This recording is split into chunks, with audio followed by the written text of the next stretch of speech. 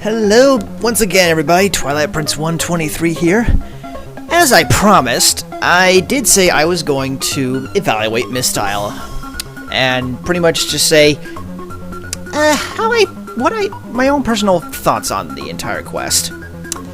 So without further ado, let's just go ahead and start off on a good note and start with the pros that I found out about Myst.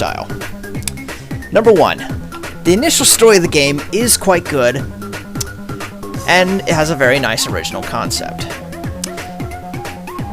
Indeed, I actually did think that the initial story for Myst was actually quite nice. Link suddenly being trapped into a mysterious book world, and that he has to use warps from various other books to get from one place to another and eventually find the Book of Hyrule to get back home. I have to admit, like I said, I found that very original and very unique, and so yeah, that's one reason why I really liked it. Number 2, updated classic tileset looks nice on the eyes. I have to admit, Atlas Wonder did a very nice little job, just, you know, sporting his own little touches into the classic tileset, and, you know, I really do like some of the colors that he used, and overall, the entire thing just looked pretty nice from beginning to end. Number 3, very nice overworld to explore. Oh yes, this was definitely a plus. The overworld was very vast and, well, rather open-ended as well. It was very, very fun to explore, and I thoroughly did enjoy it. Number 4, plenty of hidden secrets. Oh, secrets abounded in this nice little book world. Bombable walls were sometimes apparent, but sometimes they weren't exactly. Like, for instance, you know, the ones that led to, like, some of the hint caves and towards the magic key challenge. So, overall, yeah, there were quite a lot of secrets to find, and every time you go into a new book world, it's like entering into a whole nother overworld all on its own. So, yeah, that's definitely a plus in my book. And finally, number 5. Great satisfaction for overcoming roadblocks and being able to proceed further. Oh, this was probably one of the most satisfying things of this game for me. Pretty much once you were able to actually, you know, go further into the game, you just felt this great feeling of satisfaction of proceeding forward and being able to see what's next. It's honestly a feeling that you need to feel in a video game, and, you know, this pretty much delivered that in spades.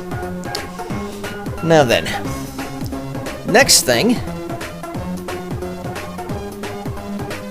we're moving on to the neutral things. These are things that, you know, there were some good points about them, but at the same time, there were some things that kind of made it a little bit, meh, kind of. Not exactly bad, not exactly good, so that's why I'm just pretty much a neutral on the matter. So, number 1, the open-ended world is good, but lack of direction could cause confusion. This is probably very common for any open-ended Legend of Zelda game. You have this whole great big old wide open world that you can look through, and at the same time, you're just like, okay, but this is good and all, but where do I go to proceed? It's very good to be able to explore an open-ended world, and it leaves a lot for explorers, such as myself, to look for. But at the same time, it can really confuse a lot of players, and yeah, it's not a bad thing, it's not entirely a good thing, it's all mostly in how you execute it. So, yeah. Number 2, the final dungeon is fun, but more or less a simple slaughterfest. The same is said for the Master Sword / Gold Ring dungeon. Yeah, pretty much overall, I would have to definitely say that while the final dungeon was indeed fun, it was mostly just plowing through some of the game's most toughest enemies and just pretty much going to town on them until you get to the end. Not to mention the fact that the Master Sword dungeon, it kind of got easier as you went through it, depending on, you know, if you had enough hearts to do so, which by that time it's more than likely that you'll have infinite heart containers anyways. So I would definitely say that, yeah, And number 3, swapping enemy tiles makes for interesting enemy choices, but again, can cause confusion. I think the most prominent feature of this is the fact that I really did get confused about how some of the Wizrobes were supposed to look like pea hats. And I probably would not have been able to proceed if I had not remembered or known that in the first place. At first I thought they were honestly just those genie ghosts that just wander around and cannot be hurt by anything other than a super bomb. Yeah, they can be hurt by super bombs, just in case nobody knows. So, yeah, that can really confuse a lot of players, especially if you give an enemy a similar looking movement sort of thing. So, yeah. And now we come to probably the part that I really don't want to actually have to go to, but I do have to point these out, otherwise, well, Atris probably won't be able to improve on his next quest. So we have to move down to the cons.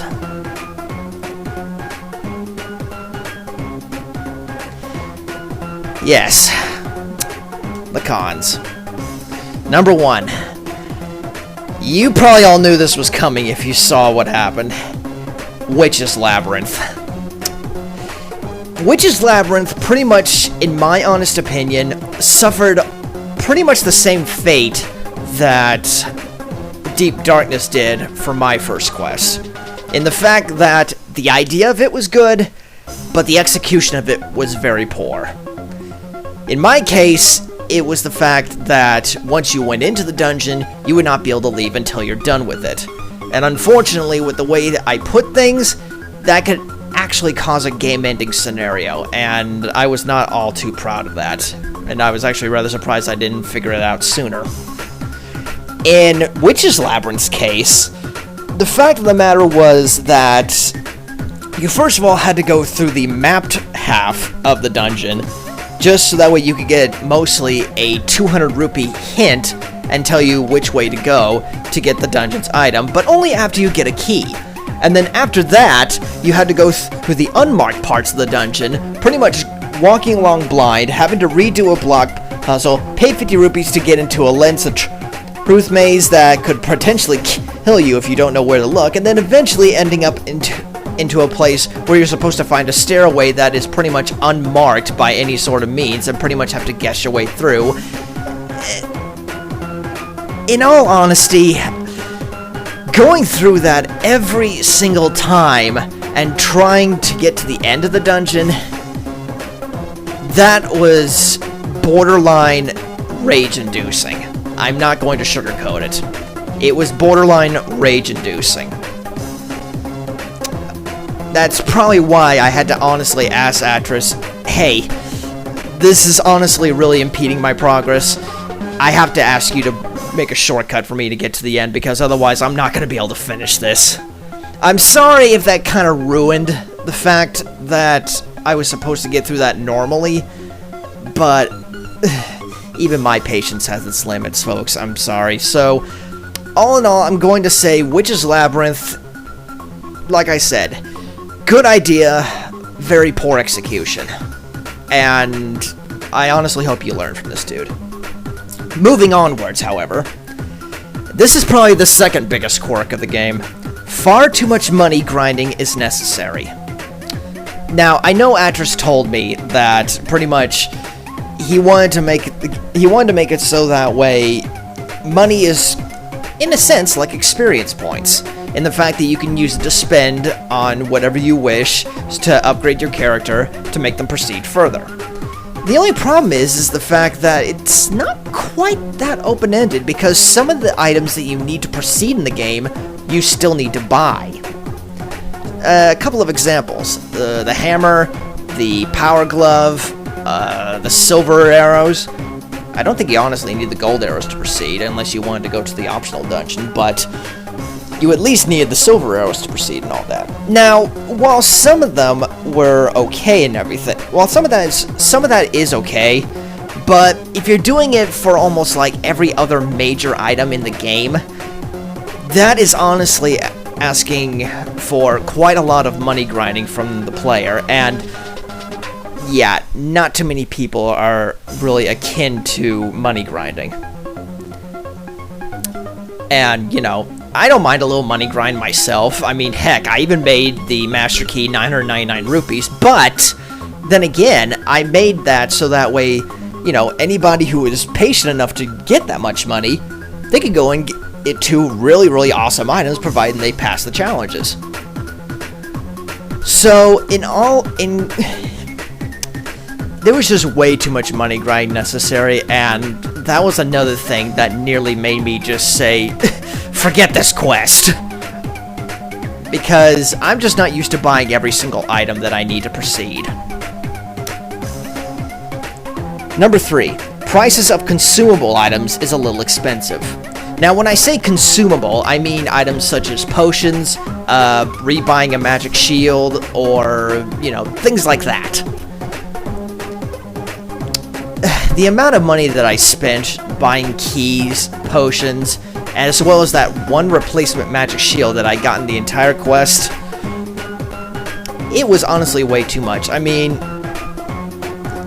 in the original Legend of Zelda, the most expensive magic shield was 160 rupees. You put yours at 200. Now, granted, I know you said that you might have, you know, fixed that price a little bit, but even then, I have to pretty much say, for the initial thing, that was really pushing it. And also making the red potion 150 rupees, that's kind of extensive. I mean, I could probably understand it being at that price if you're getting it in the middle of a dungeon. You know, so that way you could stay alive even if it is at a slightly inflated price, but for it to be initially that all the time, that's not really settling too well in my honest eyes. So, yeah, consumable items are, in my honest opinion, just far too expensive. And finally, number 4. The story kind of fell flatline midway through and has very little closure or background. The lack of an actual final boss also ties into this. There was actually something else I've actually forgot to add on to this. Something else that's somewhat tied into this was the dungeon design. Now, I won't say that the dungeon design is bad.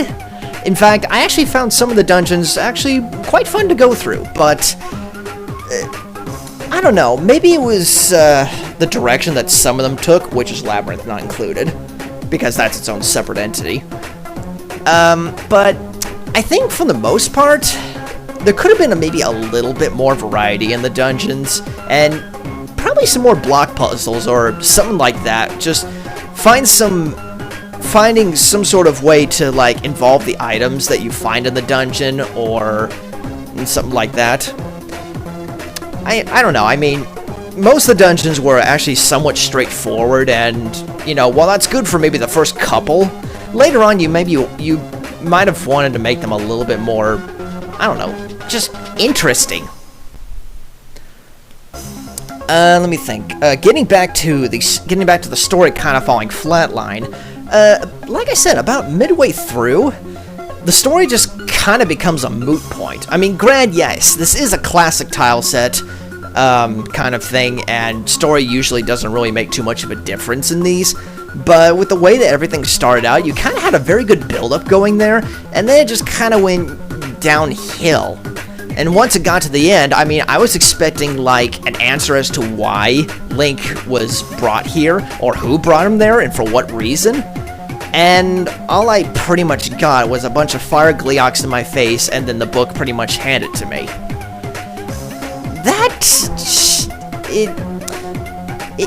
It just wouldn't hurt to actually add a little bit of closure into the game. And, yeah. I don't really know what else to say on that. Oh yeah, another little small point I might have wanted to add out. Not adding full heart containers after every major dungeon, that kind of really steepened the difficulty level, and I mean really steepened it. I mean, you saw how long I was stuck at 5 heart containers during the earlier part of the quest, and that really impeded on some progress. I mean, you may just call me a wussy player and all that, but you have to also remember, I'm not fully used to playing Zelda Classic Quest, especially, you know, live to YouTube. So, I don't know, maybe just next time actually think about offering a heart container after you're done with every major dungeon. So, with all the pros, neutrals, and cons pretty much out of the way, is this a bad quest? No, I honestly don't think it's entirely a bad quest. It's playable, it's passable, it's just a little bit on the tedious side. Now, I will cut Atris Wonder some slack, though. I mean, it is his very first quest. It was inspired pretty much, by me and a lot of other wonderful Zelda Classic players and creators. So, like I said, it is his first, so I will cut him a little bit of slack. I normally was actually going to give this roughly a 6.5 out of 10, but instead,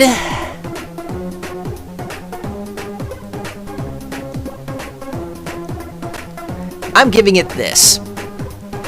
My overall score for Myst Isle is 7.5 out of 10. The game, like I said, does offer some very good classic fun, and it does have a little bit of a story that you can imagine too, though, as I said, kind of falls flat kind of about midway through. And overall, if you really like exploring, this is definitely one to try out. I can definitely say that, he could definitely make better ones in the future, and I honestly hope he uses this quest as a bit of a learning experience. But despite all the roadblocks that got in my way and the slight frustrations that I have, which is Labyrinth, I still really did enjoy playing this quest, and I would definitely say go ahead, go give it a try. It just might tickle your fancy. I mean, granted, yeah, as I've said probably multiple times before, since I've already played through it, you pretty much now know where everything is, so playing through it will probably be a breeze for you. Well, But that's okay, I really did have fun playing this, and I'm glad Atris Wonder decided to go ahead and show this to me, allow me to play it on YouTube, and just give it an overall good evaluation. So yeah, there you have it. My overall score is 7.5 out of 10 for Myst Isle, and Atris Wonder, I hope you continue making quests, and, if you ever just want to have any help or anything, feel free to ask. Until then, this is my evaluation for Myst Isle, and to that I say goodnight everybody, and see you next time.